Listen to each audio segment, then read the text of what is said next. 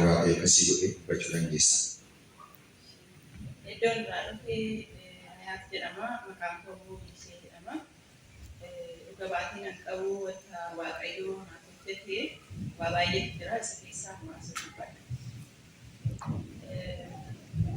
Gaafa inni Apoostoliitti dabalee hospitaala galee ture yeroo kanan daa'ima godhadhee ji'a lama qormaata baay'ee keessan dabaree dhufee gooftaan ammoo na gargaaree gooftaan haa ulfaatin jedhaa.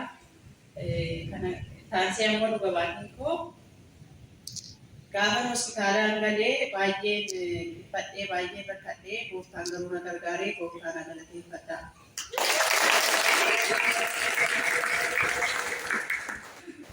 Otoon ta'ee dura immoo da'uudhaaf ji'a lama yeroo naafu baay'ee dhiphachaan ture wanta adda addaatiin kan yookaan asitti dhugaa bahuufis amma baay'ee dheeratudha. Kana keessaa garuu namni gooftaa Apoostol Israa'el naa kadhataniitu akka ati yaadde saniin ta'uu hin dabarta hundumaa naan jedhanii na dabarse ammoo gooftaan maqaan isaa eebbifamu. Gooftaan na galateeffadha.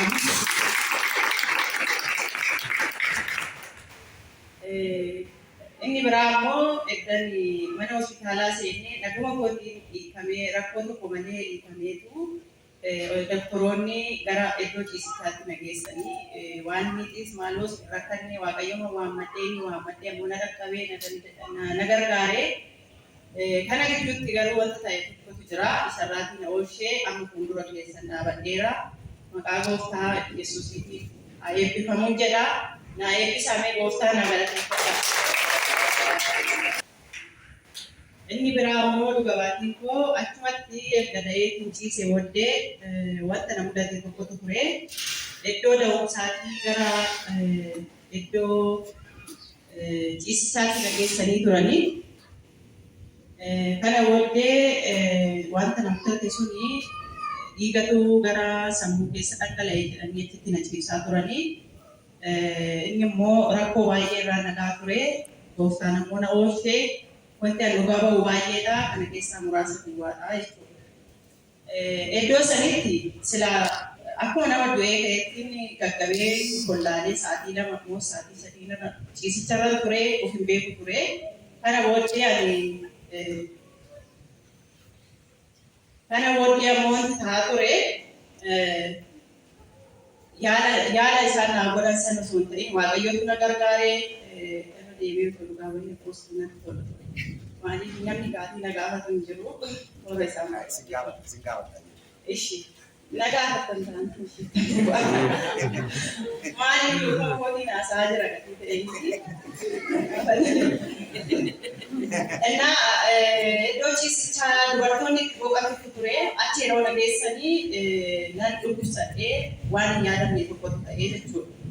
Inni ammoo kan ta'e gulukoosii natti hidhanii of hin beeku ture. Kana booddee ammoo wantoonni baay'een ta'aa turanii taatee kana booddee waaqayyo na gargaaree fuuldura keessan na dhaabeera. Dhuga baatiin kan koo kana fakkaata.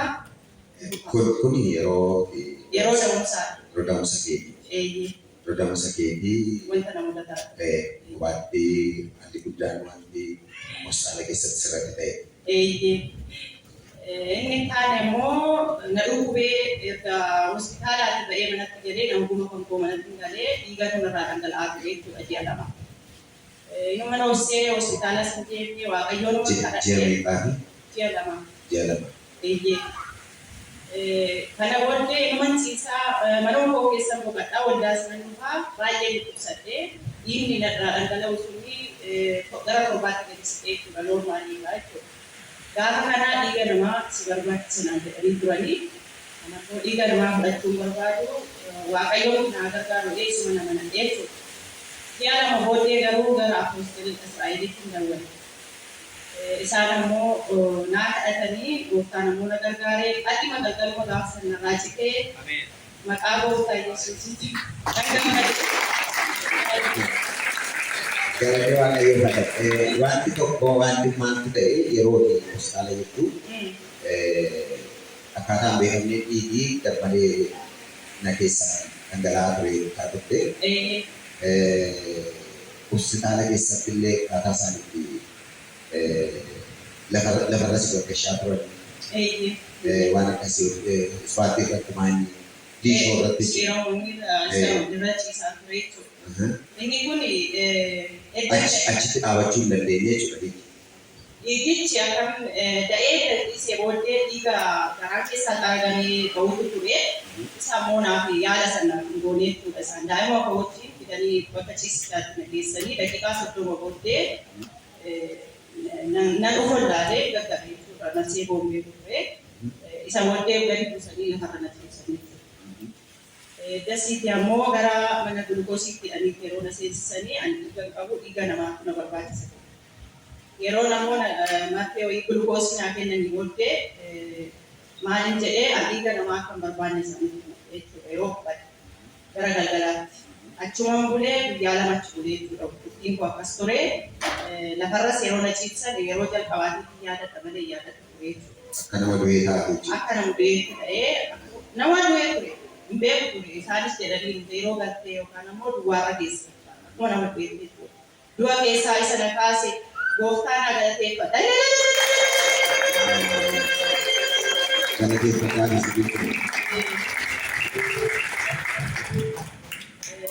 Eddasii mana ciisichaatti erga nageessanii ofin baree barii lammataa ammoo gaafa sanbataa jechuudha. Guyyaa qadaameen ta'ee barii lammataa gaafa sanbataa qoricha fudhachuu akka qabu qoricha taanaa dhufee ammoo akka laallamuu qabu jechuudha. Dhiiga kan qabu toora inni jiru akka laallamuu qabu ture. Isa singoonee ani gara manaatti hin galee jechuudha. Galuun barbaadan jedheen isaan garuu kanaaf akka hin dandeenye baay'ee narkisaa turanii dhiiga namaa akka fudhatu jechuudha. Dhiiga namaa immoo fudhachuu hin barbaadu jedheeni gooftaan na gargaare jechuudha. Inni taa'ima immoo erga manatti galee baatii lamaaf dhiigni na baadha. Baatii sana keessatti maanta mana yaalaan deddeebine. Mana yaalaatti al tokko duwwaan ji'a lama na ga'uudhaaf guyyaa 5 guyyaa 4 yeroo naa kun gara mana kiliinika naannoo koo jirutti hin deemee innis akkasuma naan jedhee dhiigni kan ta'e ammas gadi bu'aadha. Kudhan irra jira. Ati dhaabattee deemuudhaaf iyyuu mucaa kee irraafachuu dandeetta naan jechaa ture. Waaqayyo immoo isas na gargaaree asiin na ga'ee inni irraaffannees ofiis inni irraaffannees waldaas torbee 3 booddee dhufe jechuudha yaadattanii isin dhufee ture. Isa sabaa walitti jechuudha. Dhaabadhee deemaan ture dhiiga kootitti dhiiga inni naa dabale Yesuus duwwaadhaa na eebbisa na galateeffadhaa.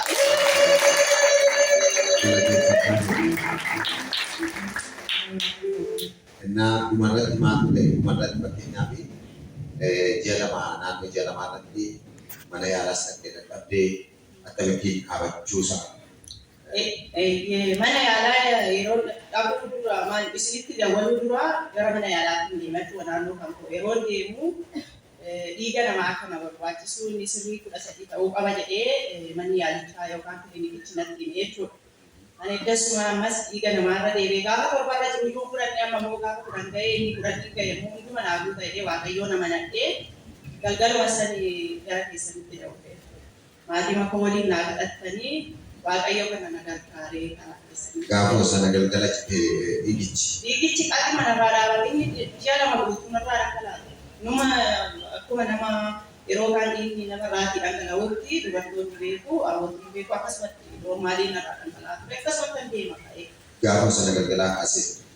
Gaafa sana galgalaa kaasee narraa citee ani hospitaalatti hin deebine fayyaan koo guutuudha. Waaqayyoon na eebbisa. Waaqayyoo galateeffadhaa.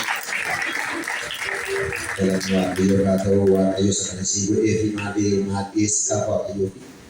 Ilillee dhiyeessaa wanta qaba. Maqaan waaqayyoo eebbifamu walitti keenya harkatti qabaate baga waaqayyo si gargaaree nuyi baga gargaaramteedha. Ammayyuu kana caalaa gargaaramee waaqayyo si haa eebbisu eebbifamu.